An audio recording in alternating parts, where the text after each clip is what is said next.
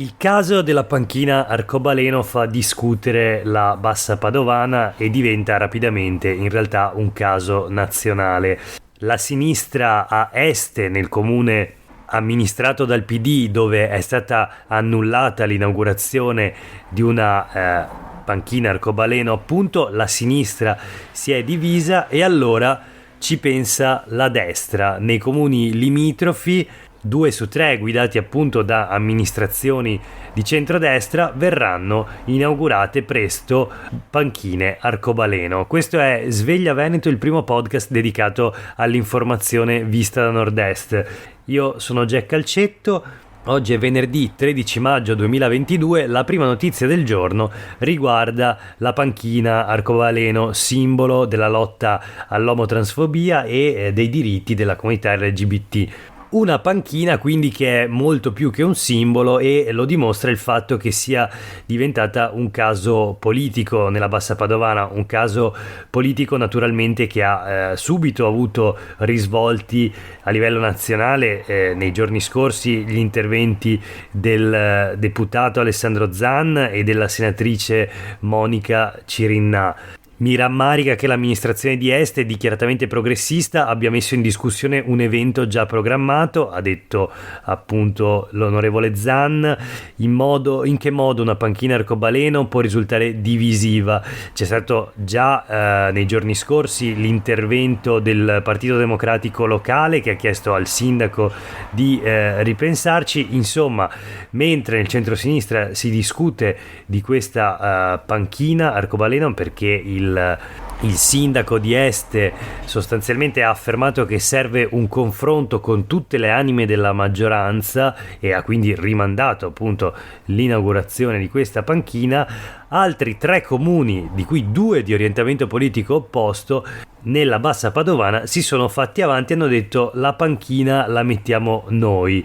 E quindi c'è il paradosso: il partito che ha sostenuto con forza il DDL Zan, il Partito Democratico, naturalmente in qualche modo resta a guardare, mentre gli avversari provano a mettersi al petto la medaglia arcobaleno, scrive il Gazzettino di oggi, riportando le dichiarazioni dei sindaci dei comuni con termini ad est. Quindi abbiamo ad esempio Giacomo Scapin, sindaco di Ospedaletto, con una civica di centrodestra, che annuncia l'inaugurazione della panchina con una dichiarazione che definirei curiosa. Dice: a fianco del monumento ai caduti voglio mettere una panchina rossa contro la violenza sulle donne e la panchina arcobaleno. Fin qua nulla di strano. Poi aggiunge: dobbiamo accettare le diversità perché gay, lesbiche e bisessuali sono sempre esistiti sin dai tempi dei greci, non devono nascondersi. Insomma, il sindaco di Ospedaletto ha voluto risalire fin dai tempi dei greci, prima chi lo sa. Ieri comunque è stato il primo a inaugurare e dipingere materialmente la panchina, che anzi sarà inaugurata sabato mattina. Poi c'è Damiano Fusaro, primo cittadino a Granze, con una civica trasversale, ha annunciato la panchina rossa e quella arcobaleno. E poi un altro sindaco invece del centrodestra, Elvi Brentani di Solesino, che rivendica di aver armato i vigili di pistole negli ultimi anni e di giubbini antiproiettile, e poi di aver puntato tutto sulla videosorveglianza. 7.000 abitanti e 160 telecamere, siamo i più sorvegliati d'Italia, dice il Gazzettino, solo Londra fa meglio di noi. Ieri si è fatto un selfie davanti alla panchina rossa e ha annunciato la nuova mossa: domenica inauguriamo anche una panchina arcobaleno. Quindi a Solesino panchina rossa, panchina arcobaleno e molte telecamere che vi tengono d'occhio mentre vi sedete sopra. Ma noi voltiamo pagina e parliamo della sanità, come sempre, tema caldissimo nella nostra regione e non solo. Infermieri, 4.000 vuoti e 19.000 respinti, questo è il titolo sui quotidiani del gruppo Gedi. Cerchiamo di capire un po' meglio di cosa si tratta, perché a mio avviso non è chiarissimo. In Veneto mancano ad oggi 4.000 infermieri, questa la notizia. La seconda notizia contenuta in questo titolo è che sono 18.798 i neodiplomati respinti al test d'ingresso universitario negli ultimi 2 anni. Quindi l'articolo di Laura Berlinghieri prova a fare il punto sulla carenza appunto di infermieri e su quanti sono gli infermieri che ogni anno vengono formati nelle università venete di Padova e Verona. Nell'anno accademico in corso sono 1519 i posti attivati nelle università, a fronte appunto di una carenza di infermieri di 4290 negli ospedali e nella sanità del Veneto.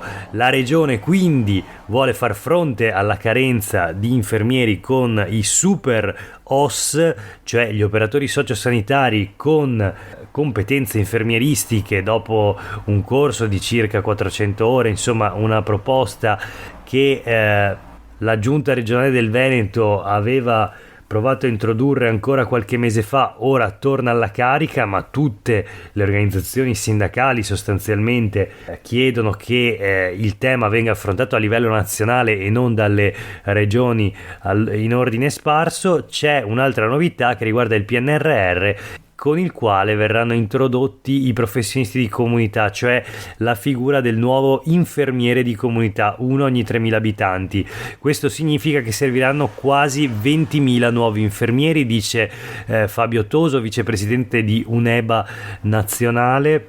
E poi ci sono le nuove case di comunità, 1200, e quindi ne serviranno altri 10.000. La richiesta totale salirà quindi a 30.000 nuovi infermieri in un momento in cui si registra un'emergenza infermieristica già molto preoccupante. Insomma, del domani non v'è certezza. In sanità lo sappiamo bene. Parlando sempre di sanità, invece, una buona notizia: a partire da lunedì parte lo screening gratuito per l'epatite C per 1.300.000 veneti, tutte le persone nate tra il 1969 e il 1989. Parte in Veneto lunedì prossimo, 16 maggio. È un'opportunità per la diagnosi precoce di questa malattia, l'epatite C, che può rimanere silenziosa per anni e, se non curata, può provocare danni al fegato, tra cui il tumore e la cirrosi epatica. Quindi approfittiamo a tutti di questo screening gratuito, naturalmente chi è nato tra il 69 e l'89 del secolo scorso. Voltiamo pagina. Il lavoro sulle pagine dei quotidiani del gruppo Gedi di oggi, la dichiarazione di Tiziana Basso, segretaria generale della CGIL del Veneto, che parla del lavoro femminile che presenta ancora problemi irrisolti. Il tema dell'occupazione femminile, al di là delle polemiche contingenti, è cruciale e tuttora irrisolto, anche qui in Veneto.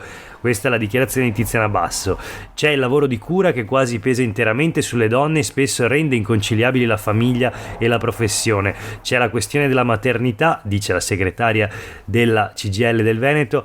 Molti datori di lavoro considerano un ostacolo all'assunzione appunto la maternità e un ostacolo anche alla progressione di carriera. C'è il gap salariale molto alto anche nella nostra regione, per cui le lavoratrici hanno stipendi e di conseguenza pensioni, quando raggiungono l'età del pensionamento, più bassi e più basse, anche di un terzo rispetto ai colleghi maschi, ai colleghi uomini. C'è poi il part-time involontario che colpisce soprattutto le donne, rendendo impossibile la loro autonomia, perché naturalmente se sei costretto a fare un part time e con lo stipendio quindi corrispondente, non sarai mai autonomo, non sarai mai indipendente, non riuscirai a mantenerti da un punto di vista economico. C'è poi la precarietà che colpisce in modo asimmetrico i settori e anche i generi. Tutto questo fa sì che il lavoro femminile, sia in termini quantitativi che qualitativi, sia largamente insufficiente e molto lontano dagli standard europei. Quindi, conclude Tiziana Basso, segretaria generale della CGIL del Veneto, occorre certamente rafforzare le norme vigenti in materia, ma non basta, serve una vera e propria rivoluzione culturale, un cambio radicale di mentalità della società, a partire dalle stesse famiglie. Chiudiamo con un paio di notizie flash. Una riguarda le scuole paritarie, che sono in crisi, lo sappiamo da tempo, ce ne siamo già occupati in questo podcast Sveglia Veneto, ma la notizia di oggi è che 14 scuole paritarie del Veneto non riapriranno, chiuderanno il 31 agosto 2022. Sono per lo più in provincia di Padova, Rovigo, Treviso e anche Venezia e Vicenza. Azzergrande, Pontelongo, Padova, Portotolle, Bariano, Casier, Morgano, Miane, Vedelago, Possagno, Oderzo, Venezia, Leguzzano. Questi i comuni dove hanno sede le 14 scuole paritarie che non riapriranno. Attenzione, le scuole paritarie del Veneto hanno ricevuto 14 milioni di ristori, lo conferma Stefano Cecchin, presidente della FISM, l'associazione che riunisce le scuole paritarie, presidente regionale naturalmente.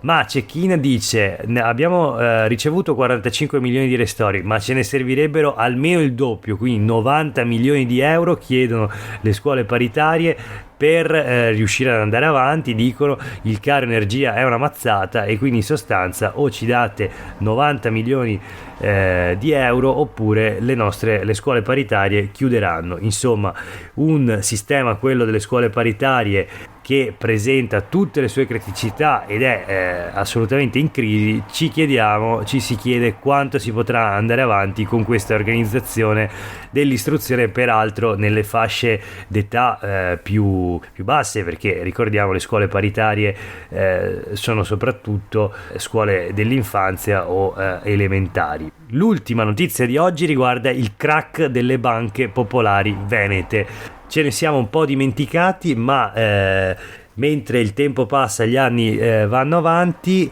C'è una buona notizia che riguarda il percorso di indennizzo nei confronti dei risparmiatori truffati dalle banche. Allora leggiamo sui quotidiani del gruppo Gedi di oggi che, secondo il ministro per i rapporti con il Parlamento Federico D'Incà, sono stati rimborsati ai risparmiatori truffati 856 milioni. Per una cifra complessiva di 119.000 risparmiatori che hanno presentato 122.000 domande di ristori, quindi appunto 856 milioni di euro rimborsati. Molti di questi in Veneto, naturalmente. Sono 487 milioni di euro per oltre 50.000 risparmiatori e 51.000 domande di ristori. Ci sono poi dati per tutte le notizie, ma insomma il commento di D'Incà: dobbiamo essere orgogliosi del lavoro svolto fino ad oggi grazie alla preziosa attività di sinergia istituzionale, ma anche all'impegno delle associazioni di risparmiatori. Federico D'Incà, ministro per i rapporti con il Parlamento, Movimento 5 Stelle. Per oggi è davvero tutto, grazie per aver ascoltato Sveglia Veneto. Io sono Jack Calcetto, a tutte e tutti voi una buona giornata. Noi ci risentiamo lunedì prossimo.